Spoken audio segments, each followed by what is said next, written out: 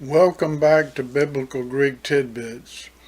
In this video presentation, we take a brief look at the question of punctuation of the text of the New Testament.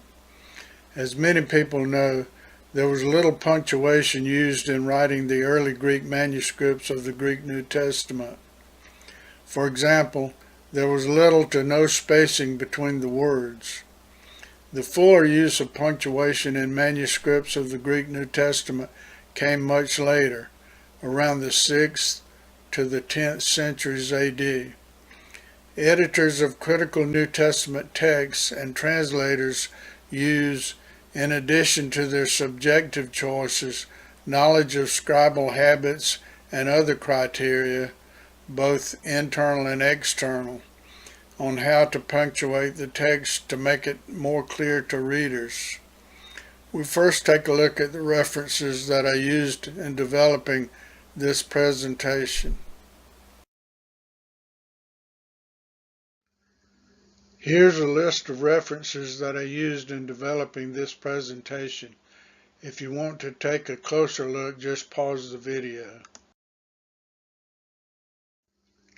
According to the online Merriam-Webster dictionary, punctuation is defined as the act or practice of inserting standardized marks or signs in written matter to clarify the meaning and separate structural units. Thus, in its broadest modern sense, this would include spacing between words or paragraphs or subparagraphs, periods, colons, semicolons, hyphens, question marks, capitalization, quotation marks, bolding, italicization, underlining, and perhaps other graphic symbols. However, in ancient Greek, including the earliest New Testament manuscripts, very little punctuation was used. For example, there was little to no spacing between words and few symbols to indicate the end of a complete thought. Therefore, modern critical New Testament Greek texts, such as the Nestle Aland text or the Tyndale House Greek New Testament text, see references 1 and 2 above, must be punctuated for readers to clearly understand the writing. The process of punctuation can be quite subjective. In this presentation, we will give only a couple of examples where the punctuation can be determinative of the meaning of the text. Before giving the examples, the picture on the following slide is a page from Codex Sinaiticus. I took a quick picture with my iPad. It is the ending of the Gospel of Luke written in 4 columns. This will give you an idea of what producers of New Testament critical texts and translators have to work with. I photographed this picture from page 13, reference 7. You can see that some spacing is used at various positions in this manuscript, but there's no spacing between words. Essentially, very little punctuation was used in the early New Testament manuscripts compared to modern use of punctuation. The uncial script, or sometimes called majuscule script, that is to say capital Greek letters, shown in this picture, is typical of early New Testament manuscripts. Minuscule script, small letters in cursive form, was not used until around the 8th or 9th or maybe 10th century.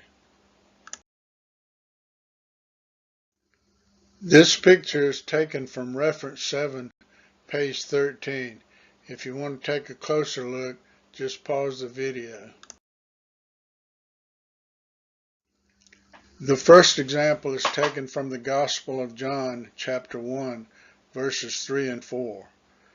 From the Greek New Testament published by the United Bible Societies, reference 1, we have Panda diavtu eienata, ke koris avtu eienata ude en, yeganen en avta zoi in, ke I zoi in ta phos ton anthropon. Translation: all things came into being through him, and without him not one thing came into being. What has come into being in him was life, and the life was the light of all people. Note the position of the period using this punctuation.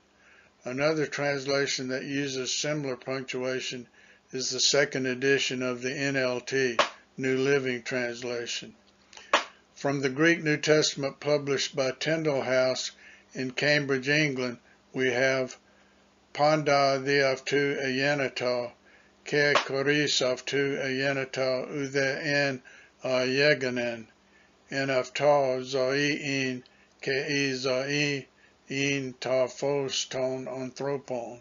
Translation: all things were created by him, and apart from him not one thing was created that has been created. In him was life, and the life was the light of mankind. Other translations use this punctuation are the King James Version, the NASB, the ESV, the NIV, the REB, and perhaps others. There's wide disagreement among scholars on how to punctuate these verses. The second example is taken from Luke, the 23rd chapter, the 43rd verse. From the Greek New Testament by the United Bible Societies, reference 1, we have Ke ipen afto, amin si lego, simeran mete mu esi endo paradiso. Translation: and he said to him, truly I say to you, today you will be with me in paradise.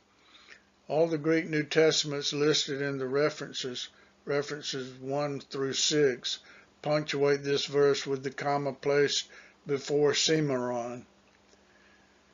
There is some limited punctuation used in some of the early Greek manuscripts of the New Testament. In Codex Vaticanus, a raised dot is sometimes used to indicate the end of an idea or thought. For example, in Codex Vaticanus, there is a raised dot after the word Cimarron in Luke 23:43, indicating the end of a thought. However, it is not clear whether this raised dot was added by a scribe sometime after the original writing.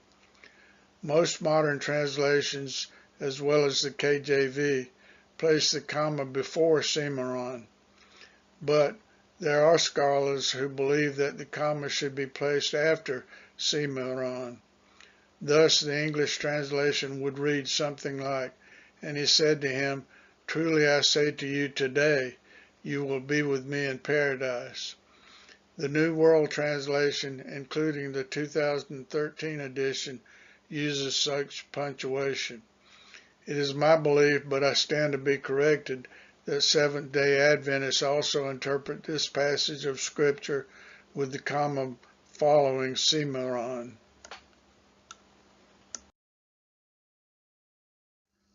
The purpose of this presentation is not to argue which is the most appropriate punctuation in the verses cited. It is only to suggest that punctuation can be an important consideration when translating the Greek New Testament. Thank you for watching. As usual, I defer to real scholars on all matters of biblical Greek.